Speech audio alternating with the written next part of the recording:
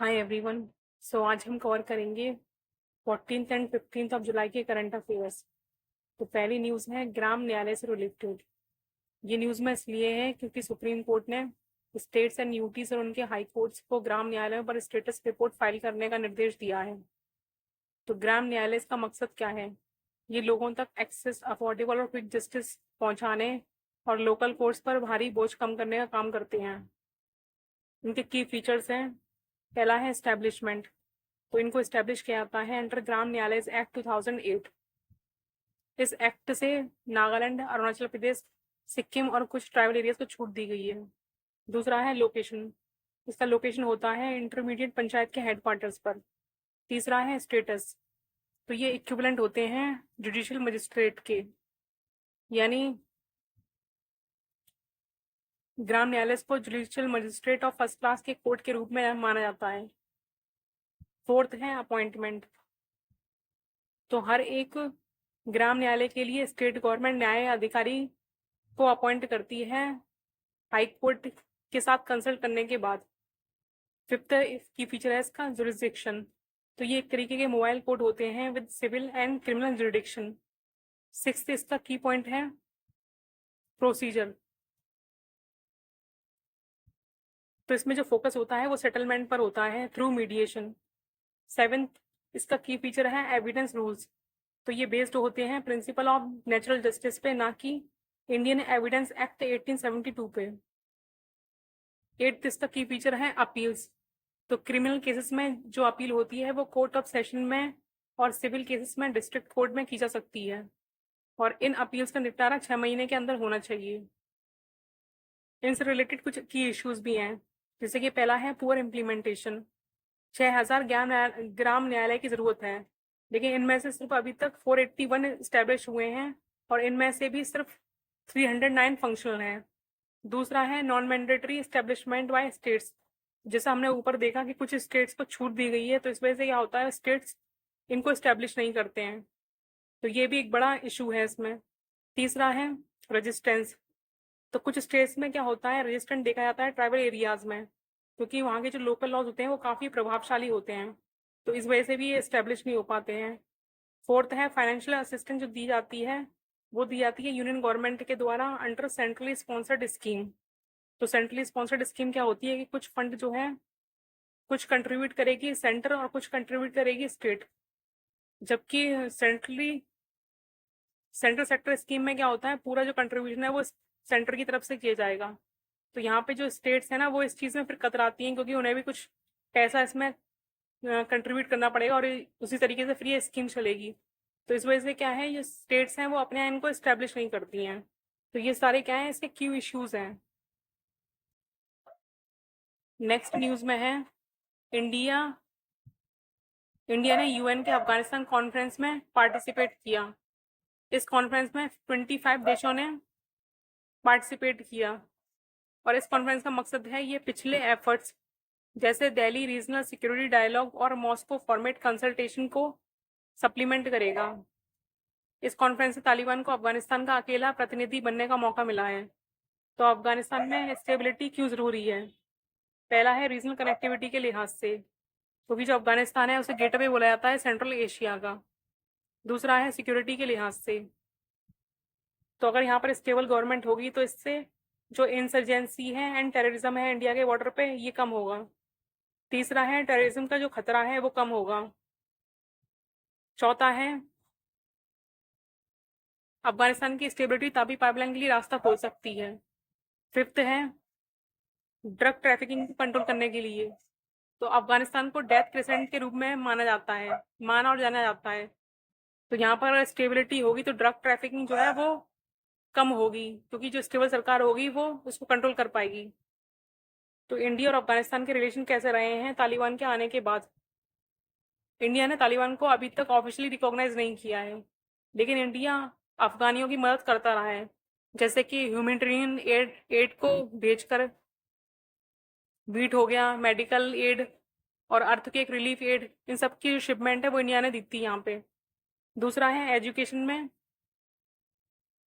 India की तरफ से स्कॉलरशिप दी जाती है।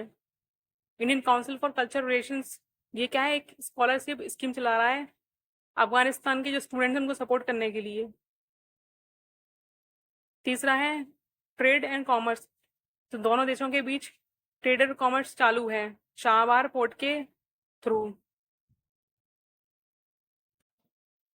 नेक्स्ट न्यूज़ में है साइट्स ने रोजवुड पे रिपोर्ट पब्लिश की है।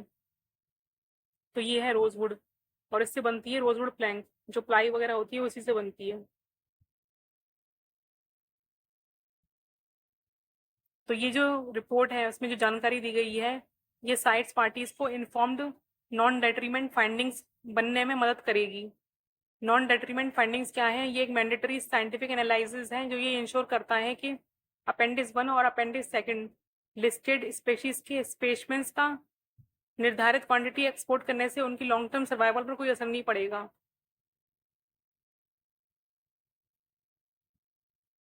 तो इस स्पेशीज की 3 वैरायटीज होती हैं।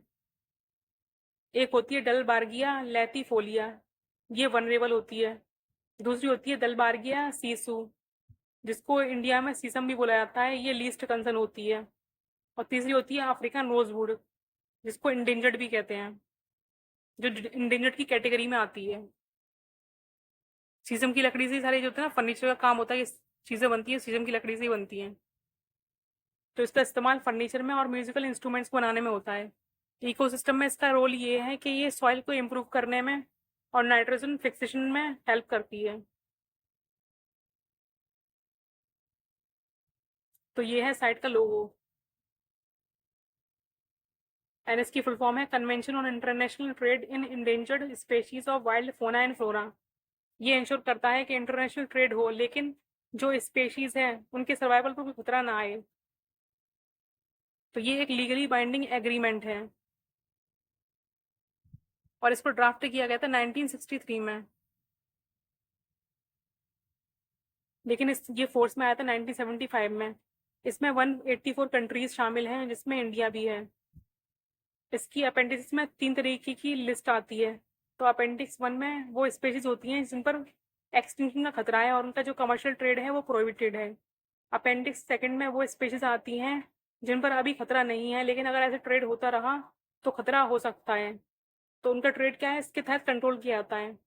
अपेंडिक्स 3 में वो स्पेशीज आती हैं जो पार्टी की रिक्वेस्ट पर लिस्ट की जाती हैं ताकि उनका एक्सप्लॉयटेशन ना हो।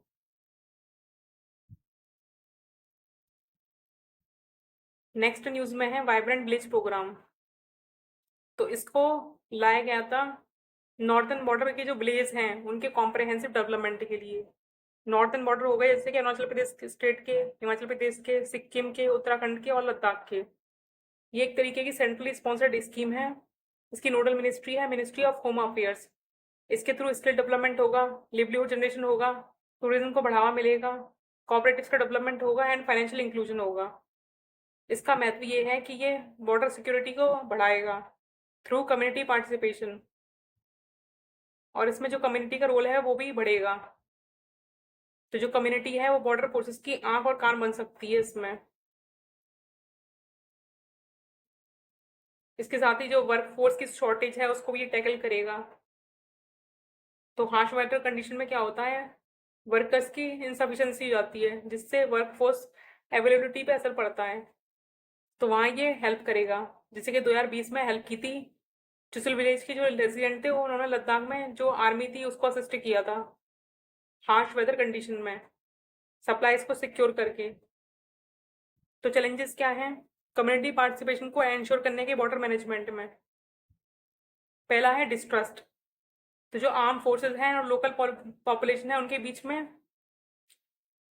ट्रस्ट नहीं है, ट्रस्ट और कॉपरेशन की कमी है। दूसरा है लैक ऑफ इकोनॉमिक प्रोग्रेस, तो गवर्नमेंट की नेगलेक्ट की वजह से क्या है इनसफिशिएंट इकोनॉमिक डेवलपमेंट है इन बॉर्डर एरियाज में।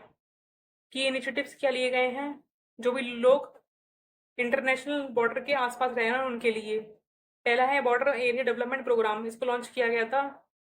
जो ही पॉपुलेशन 50 किलोमीटर के दायरे में रह रही है इंटरनेशनल बॉर्डर के उनके लिए। दूसरा है कनेक्टिविटी को इम्प्रूव करने के लिए लाया गया था border roads organisation project. Next news में है Maharashtra special public security bill 2024। इस बिल को लाया गया है अर्बन नक्सलिज्म को काबू करने के लिए।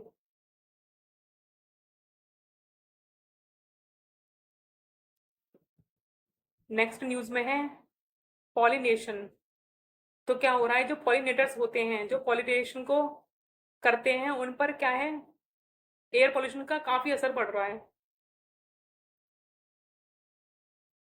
तो पॉलिनेशन का मतलब क्या है? पॉलिनेशन प्लांट रिप्रोडक्शन का एक एसेंशियल पार्ट है। इसमें पोलन ग्रेन्स को मेल एंथर से फीमेल स्टिग्मा तक ट्रांसफर किया जाता है। पॉलिनेशन कितने तरीके के होते हैं? तो पॉलिनेशन होते हैं self pollination and cross pollination. Self pollination में क्या होता है, एक ही फ्लावर या सेम प्लांट के दूसरे फ्लावर पर पोलन ग्रेन्स का ट्रांसफर। दूसरा होता है क्रॉस पॉलिनेशन, इसमें अलग प्लांट्स के फ्लावर के बीच पोलन ग्रेन का ट्रांसफर होता है। एंड पॉलिनेटर्स, जिन पर पॉल्यूशन का असर पड़ रहा है, वो होते हैं पॉलिनेशन के एजेंट या फैसिलिटेटर। ये हो सकते हैं अबायोटिक, विंड या वाटर, या फिर बायोटिक जैसे कि इंसेक्ट्स। इंसेक्ट्स में आते हैं बीज, वेस्प, बीटल्स एक्सेट्रा, या फिर बर्ड्स, बैट्स। तो ये सब क्या है, अबायोटिक पॉलिनेटर्स हैं, बायोटिक पॉलिनेटर्स हैं। और अबायोटिक पॉलिनेटर होते हैं विंड और वाटर। तो ये जो बायोटिक हैं, जो इंसेक्ट्स हैं, इन पर असर पड़ रहा है पॉल्यूशन का बहुत ज़्यादा। नेक्स्ट न्यूज़ में है प्रधानमंत्री कॉलेजेस ऑफ एक्सीलेंस। तो इसकी शुरुआत हो गई है मध्य प्रदेश में। एमपी पहला ऐसा राज्य बन गया है जो नेशनल एजुकेशन पॉलिसी 2020 को इम्प्लीमेंट कर रहा है। ये कॉलेजेस को एनईपी के पैरामीटर्स के अकॉर्डिंग अपग्रेड कर रहा है। तो इसीलिए क्या है, ये न्यूज़ में है। नेक्स्ट न्यूज़ में है आईएनएस यानी इंडियन न्यूज़पेपर सोसाइटी।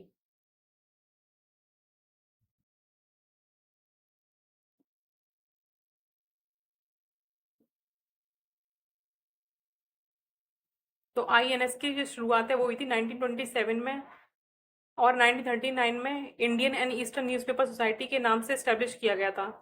पहले जो इसके प्रेसिडेंट थे वो थे मिस्टर आर्थर मोरे, जो कि थे एक स्टेट्समैन।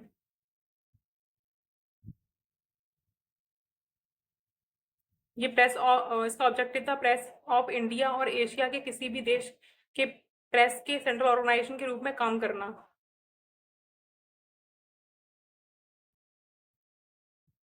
तो अभी ये न्यूज़ में इसलिए है क्योंकि आईएनएस टावर्स का इनॉग्रेशन किया गया है।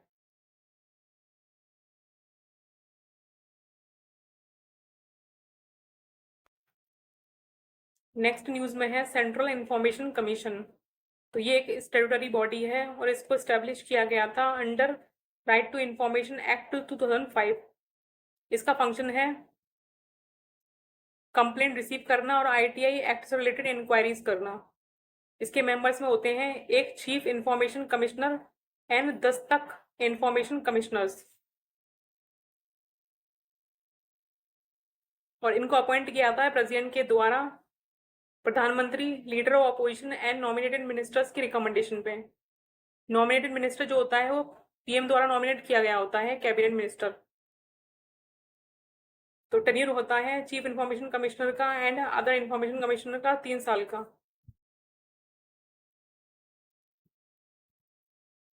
नेक्स्ट न्यूज़ में है dedicated freight corridor corporation of India limited. तो ये एक स्पेशल पर्पस व्हीकल है जो इंडियन रेलवेज का है। इसको 2006 में इंडियन कंपनीज एक्ट 1956 के तहत इनकॉर्पोरेट किया गया था। इसका काम है डेडिकेटेड फ्रेट कॉरिडोर्स की प्लानिंग, डेवलपमेंट, फाइनेंशियल रिसोर्सेज का मोबिलाइजेशन, कंस्ट्रक्शन, मेंटेनेंस और ऑपरेशन करना।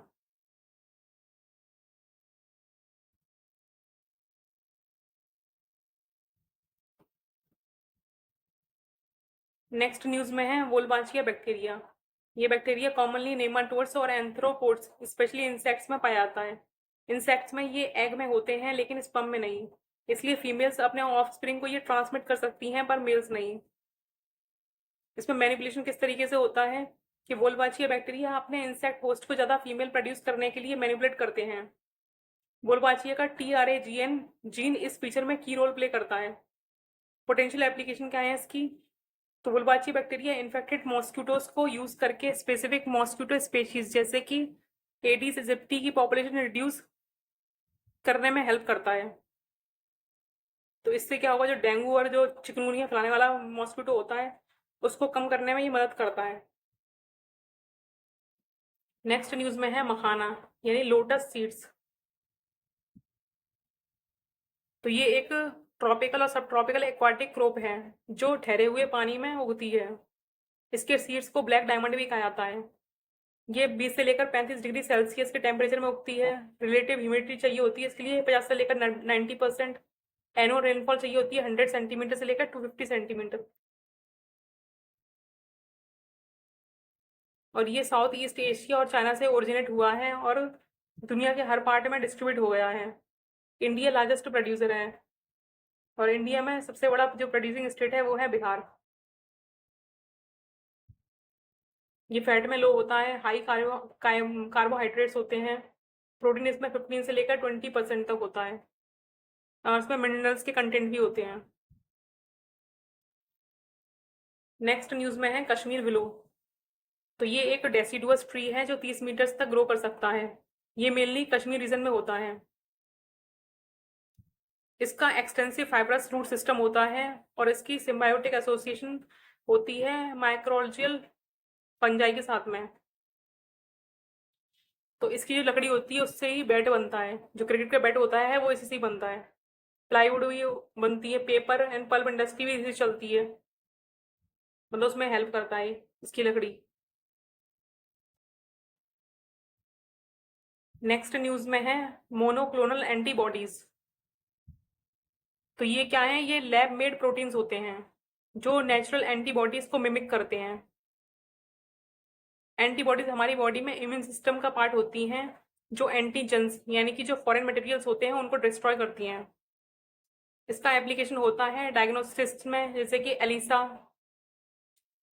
Cancer, infectious autoimmune disorders से लड़ने के लिए, सेल टाइप्स को एनालाइज करने के लिए, इन सब में इसका इस्तेमाल होता है मोनोक्लोनल एंटीबॉडीज का।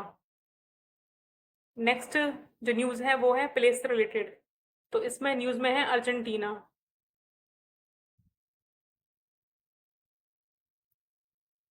तो अर्जेंटीना साउथ अमेरिका में लोकेटेड एक कंट्री है। इसकी नेबरिंग कंट्रीज हैं शाइल, बोलिविया, परागे एंड ब्राज़ील। हम मैप में देख सकते हैं इस चीज़ को।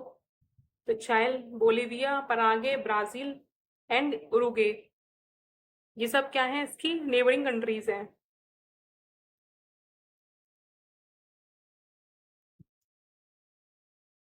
तो ये 4 मेजर रीजन में डिवाइडेड है, जैसे कि Andes, north, pampas and Patagonia. Pampas जो है एक फर्टाइल ग्रासलैंड है। मेजर रिवर्स हैं इसकी पराना, परागे, उरुगे। हाईएस्ट पीक है इसका सेरो एकोंगुआ।